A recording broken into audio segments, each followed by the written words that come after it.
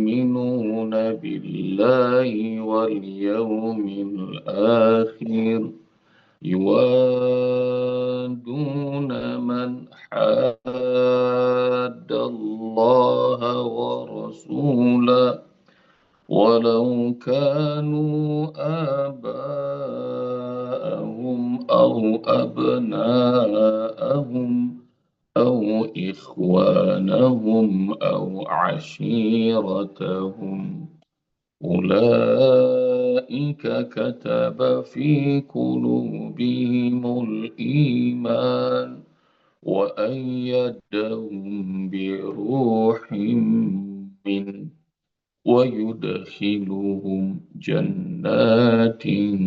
تجري جنات تجري من تحتها الأنهار خالدين فيها رضي الله عنهم ورضوا عنه أولئك حزب الله ألا إن حزب الله humul muflihun.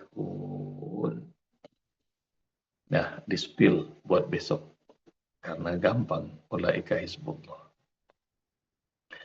La tajidu qauman yu'minuna billahi wal yawmil akhir.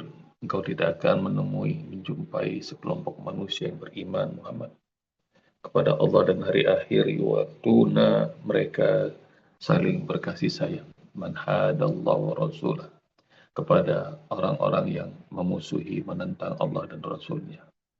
Meskipun orang-orang itu adalah ayah mereka, anak-anak mereka, saudara-saudara mereka, atau keluarga mereka.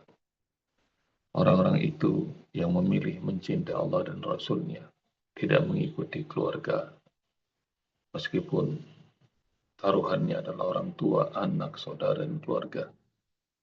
Mereka yang memilih mencintai Allah dan Rasulnya akan Allah tetapkan dalam hati mereka iman wa ayyadahum biruhimin dan Allah berikan ruhnya untuk penguat hati mereka. Wa yudkhiluhum jannatin tajri min tahtiha al-anhar. Dan Allah Subhanahu wa taala akan memasukkan mereka jannat ke surga-surga. Tajri min tahtiha al-anhar yang mengalir di bawahnya sungai-sungai khalidina fiha mereka betah kekal di sana. Radhiyallahu anhum Allah ridha pada mereka. Wa radu'an dan mereka pun ridha pada Allah Subhanahu wa taala. Ibunda yang rahmati Allah Subhanahu wa taala, kalau pengen masuk tempat yang bagus dan mulia, biasanya nggak sembarang orang. Dan harus punya paspor, harus punya tiket, harus ada undangan, invitation. Kalau pengen masuk acara dan tempat-tempat mulia. Nggak semua orang bisa. Dan buktinya, tandanya bisa masuk surga itu wa ayyadahum biruhimin. Kelihatan dari tubuhnya ada ruh Allah. Nah itu tiketnya tuh, ayah bunda. Tiketnya, undangannya kalau bisa masuk surga. Kalau ada ruh Allah, spirit Allah, ada izin Allah, baru bisa masuk. Cobain aja masuk acaranya bupati, ke kantor bupati, nggak pakai undangan, dilarang masuk. Apalagi gubernur, presiden, raja. Masuk acara pesta yang mereka buat, kalau nggak diundang, diusir. Dan karenanya ini masuk surga Allah Subhanahu wa taala bukannya kita bisa nyelonong masuk, tapi dimasukkan. Satu, harus punya undangan. Dan yang kedua, masuk surga Allah itu bukan masuk sendiri. Wa yudkhilu. Mereka dimasukkan oleh Allah Subhanahu wa taala. Jadi memang diundang.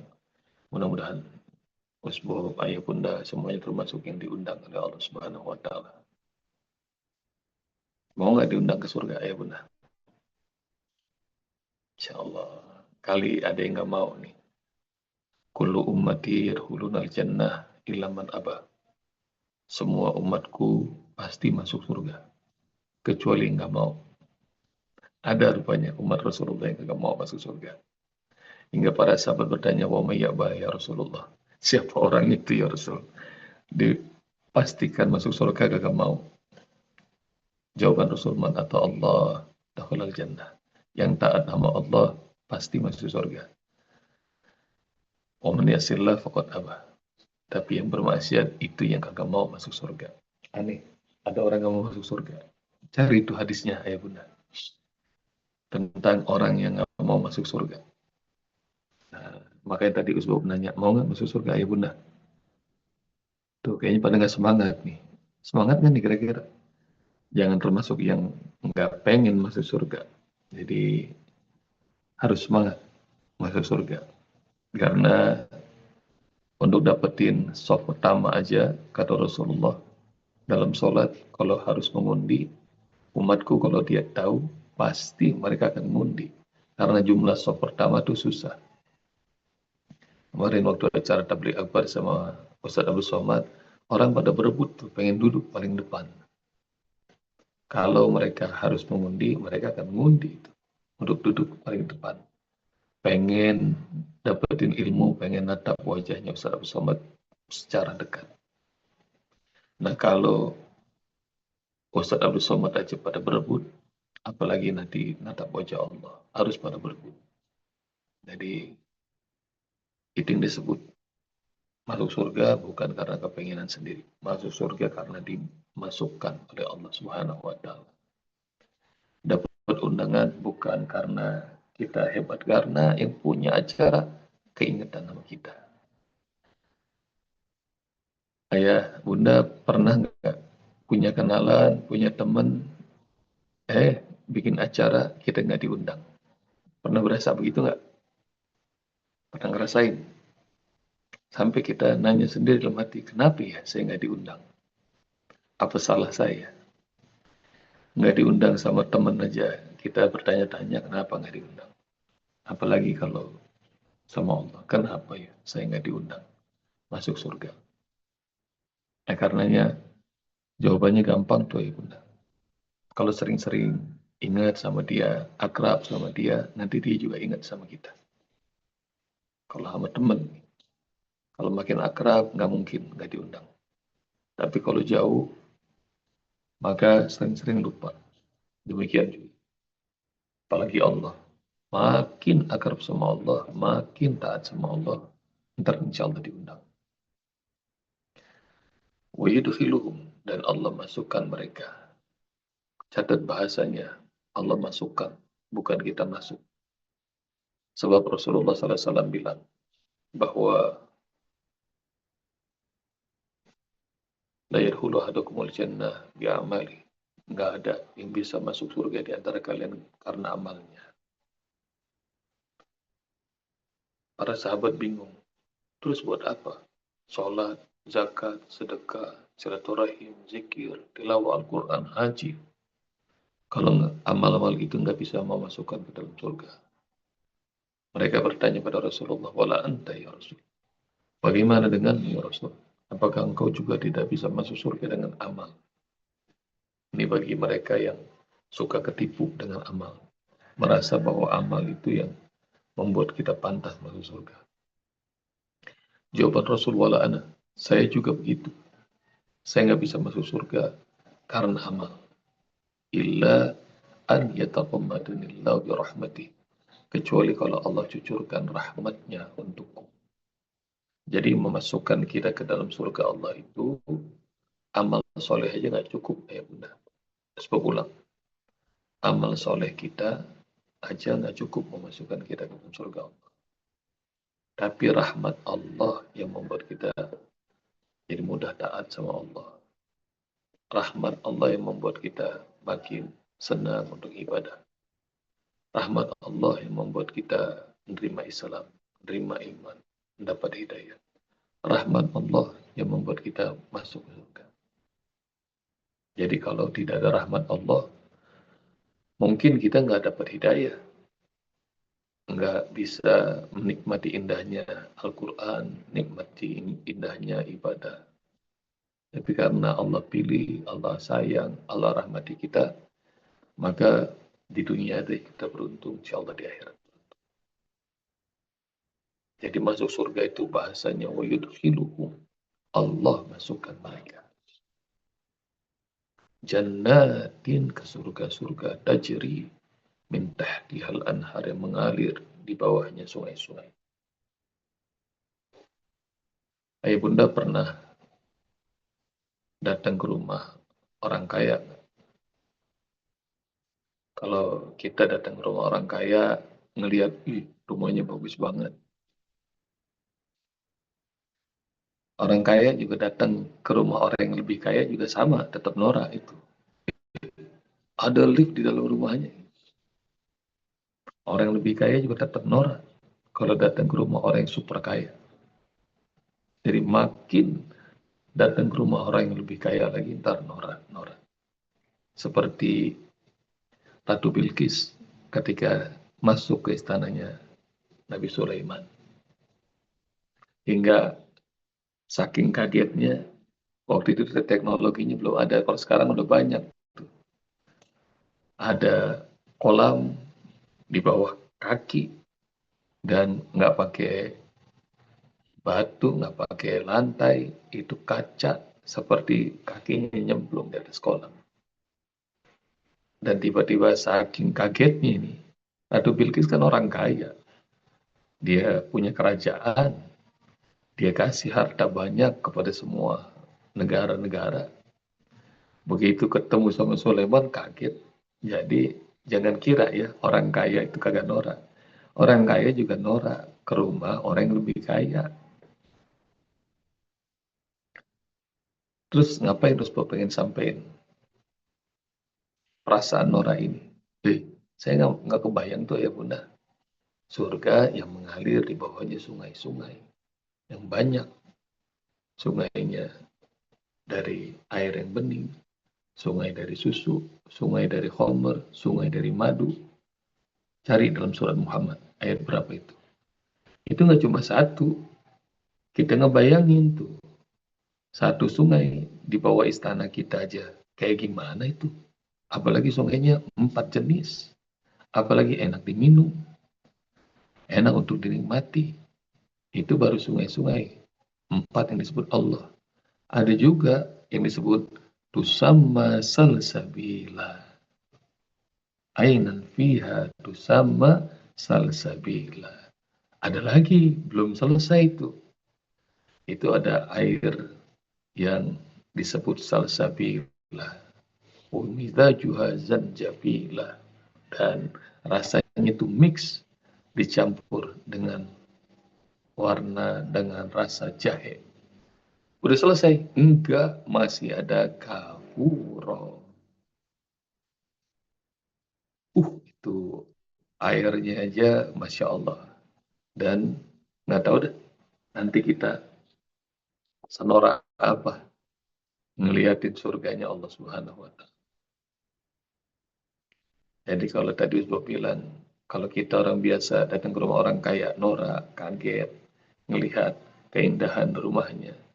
Jangan kira orang kaya juga kan norak. Bilqis, dia punya kerajaan. Jadi dia Ratu Saba, kerajaan Saba dan kerajaan yang Masya Allah, dahsyat di Yaman. Jadi kalau pengen tahu tentang bagaimana kerajaan Saba, nah kekayaannya digambarkan dalam surat Saba. Mereka punya 2 kebun yang gede banget. Dan dulunya hijau, dulunya subur, dulunya banyak air yang mengalir. Negeri yang kaya, tiba-tiba Allah Subhanahu wa Ta'ala kirimkan musibah, habis. Habis di zamannya Bilqis, kaya raya. Dan jangan kira orang kaya nggak norak dengan yang lebih kaya lagi, tetap norak. Jadi nanti kita mudah-mudahan bisa saling kunjung ke istana surga kita masing-masing. Ngeliatin surganya Ayah Ismail, wih, keren banget. Gimana nih desainnya nih? Ayah Ismail gitu. Datang ke istananya Bunda Ais Nurlela. Wih, indah banget. Dan masing-masing kita pada norak. Ke istananya Bunda Wahbah Dahlan. Wih, Insya Allah. Masing-masing kita pada norak. Nah itu, ayah bunda bayar nggak? Nggak bayar. Jadi surga-surga yang indah itu dikasih sama Allah dengan cuma-cuma, dengan gratis. Ayah bunda pernah dikasih orang rumah nggak? Belum pernah ngerasain. Pernah utangnya dianggap lunas nggak? Padahal masih bermiliar-miliar. Belum pernah. Jadi kalau gaul sama orang, terus orang itu senang, cinta sama kita, dikasih rumah. Itu bisa sujud, bisa nangis, bisa meluk nggak habis-habis. Ceritanya sampai belasan tahun, puluhan tahun. Cerita sama pasangannya, cerita sama anak-anaknya, cerita sama cucunya, cerita sama teman-temannya. Masya Allah, teman saya ini. Saya dikasih rumah. Kalau dikasih rumah aja nggak habis-habis. Kalau utang dibayarin, dianggap lunas, kita girang, kita susah nyicilnya. Tapi udah, nggak usah. Anggap aja lunas. Masya Allah, bahagia banget tuh. Apalagi taat sama Allah. Dikasih. Dikasih istana yang fi jannatin aliyah. La tasma'u fiha laghiyah. Fiha ainun jariyah. Fiha sururun marfu'ah. Wa akwabu mawdu'ah. Wa namariku masfufah. Wa zarabiyu mabsusah. Masya Allah.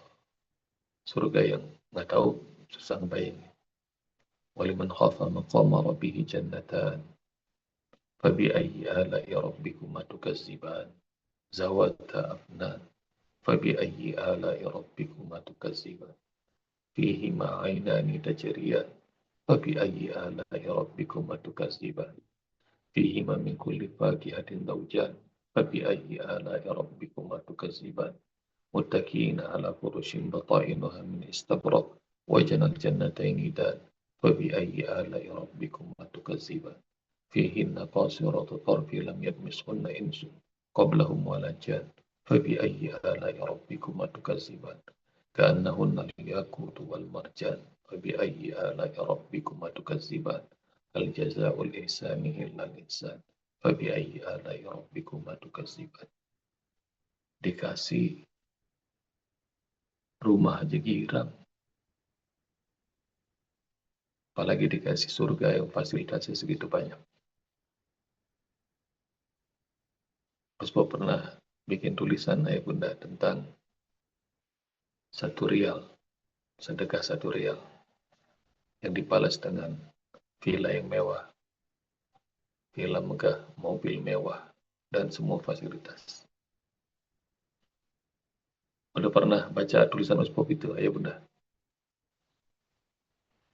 Ini pengalaman orang terkaya di Saudi Arabia, Sulaiman Al-Rajhi.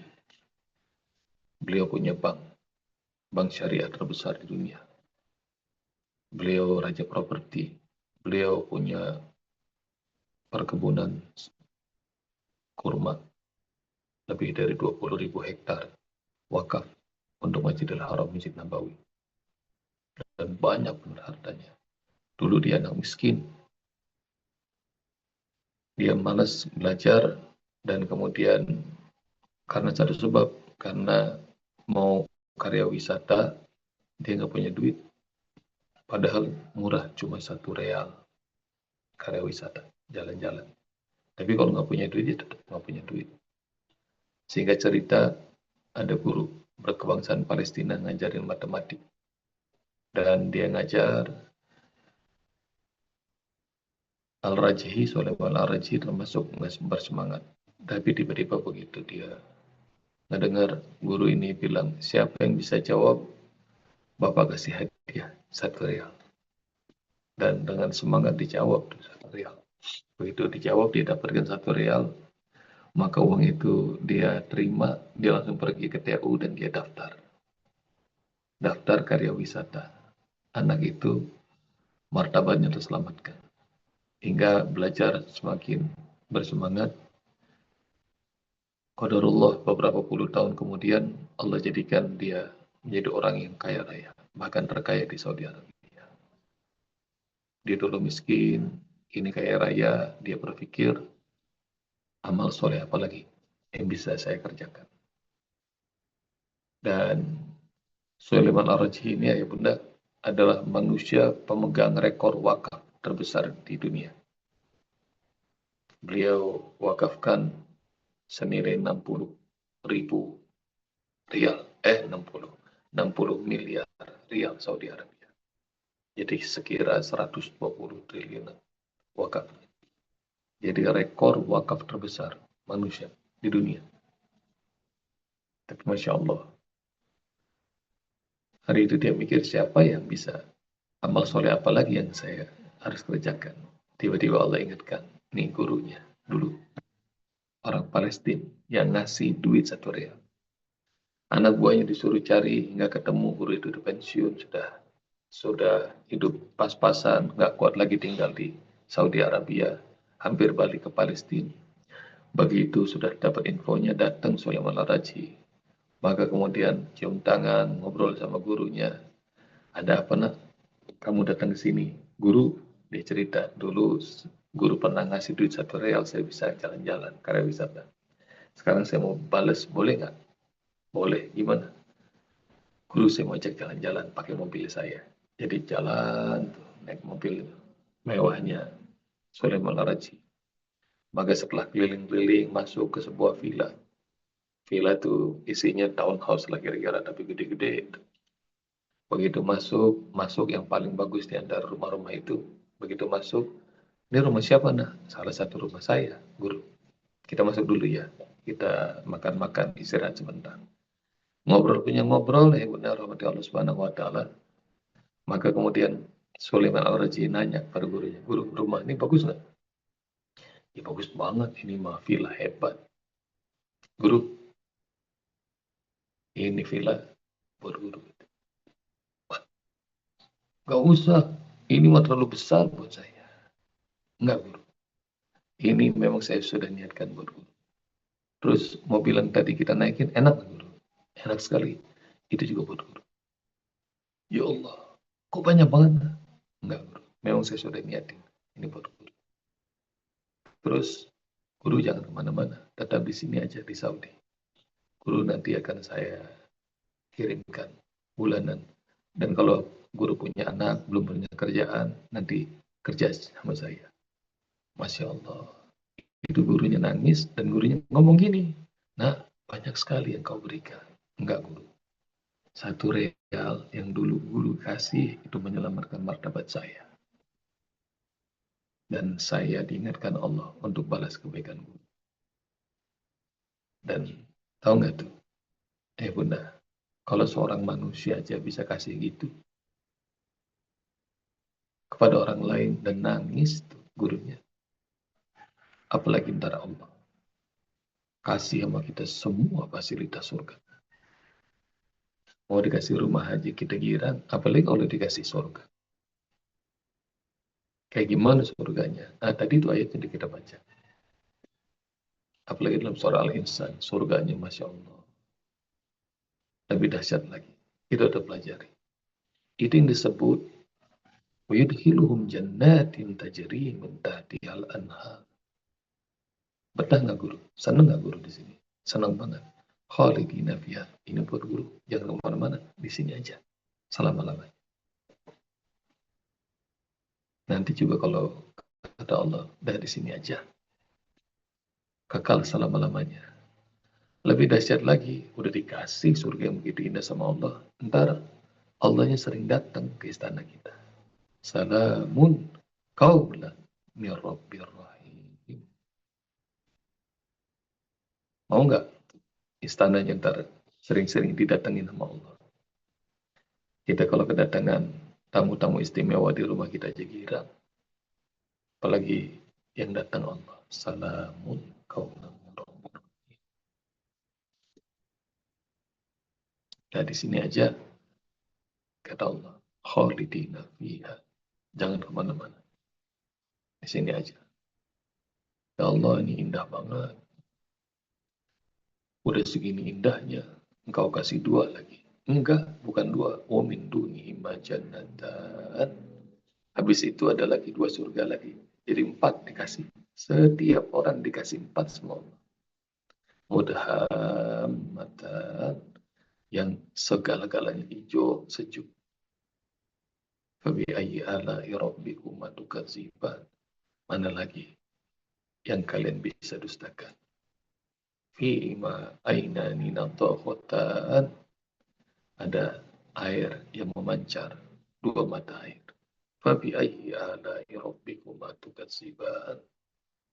Fihima fakihatu wa nakhlu wa rumman. Terus sama seperti gurunya Sulaiman Ar-Raji nanya kepada Raji, kenapa nak kasih segini banyak? Saya mau balas kebaikan guru. Ini yang disebut radhiyallahu anhum wa radu'an. Saya ridho kata Allah. Insya Allah. Dengan bayangin kalau Allah bilang ridho. Saya ridho ngasih. Saya ridho memberi. Saya ridho pernah menciptakanmu. Saya ridho kata.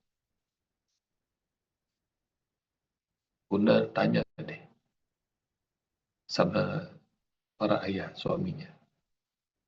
Kapan terakhir mulutnya suami mengucap ridho sama istri? Kalau suami mengucap aku ridho padamu, wah itu menggirang tuh. Ada kebahagiaan yang nggak kebayang. Tuh Bunda ini langsung nanya, Hai Ismail ridho apa enggak?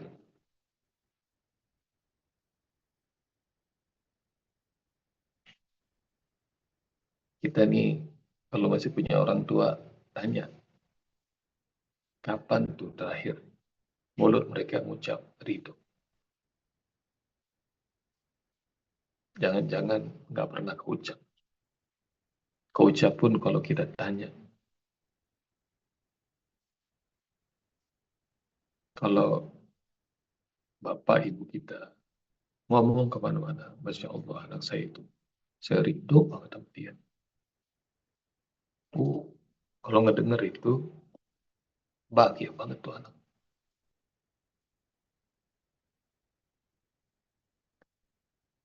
Kalau makhluk aja, suami ridho sama istri, orang tua ridho sama anak, itu amat membahagiakan. Kebayang nggak, ayah bunda?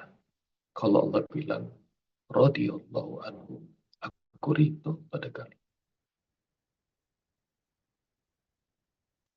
Aku ridhoi kalian. Masya Allah. Itu puncak kebahagiaan. Nah coba ayah bunda berlatih. Buat bunda minta ridho suami kalau masih ada. Buat kita yang punya orang tua minta ridho sama orang tua kita. Itu aja udah amat bahagia. Apalagi kalau Allah yang ridho. Maka itu puncak kebahagiaan. Radhiyallahu anhum wa radu'an. Allah ridho sama mereka, mereka pun ridho sama Allah. Jadi minta keridhaan Allah. Dan mereka ridho sama Allah. Nggak pernah komplain. Nggak pernah ngeluh. Dikasih uang yang banyak, rumah yang megah, keluarga yang penyayang, aset berlimpah. Udah ridho, nggak usah ngeluh kalau kayak gitu. Benar apa kagak tuh? Jadi mau dalam kondisi di atas, di bawah, gelap, terang, sempit, lapang, mau bahagia, mau duka, ridho sama Allah. Jangan pernah ngeluh. Allah juga nggak pernah ngeluh untuk menghentikan nafas kita. Meskipun sering kita lupa sama Allah. Rezeki dikasih, makanan dikasih, minuman dikasih, rumah dikasih, keluarga dikasih, segala-gala dikasih. Padahal seringan lupanya daripada ingatnya kita. Karenanya orang tua, kita latih diri kita. Pokoknya Allah kasih apapun, kita ridho. Mau dalam kondisi apapun ridho. Dan ridho Allah tuh gampang nyarinya. Ya. Makan minum aja bisa mendatangkan ridho Allah. Allah la yata'anil abd. Allah ridho kepada seorang hamba. Kita akal-akalatan kalau dia lagi makan, fahmidallah. Dia mengucap Alhamdulillah, Allah ridho.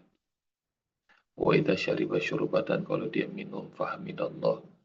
Kalau dia kemudian mengucap Alhamdulillah usai minum, maka Allah ridho. Coba cari itu hadisnya. Makan minum yang mendatangkan ridho Allah.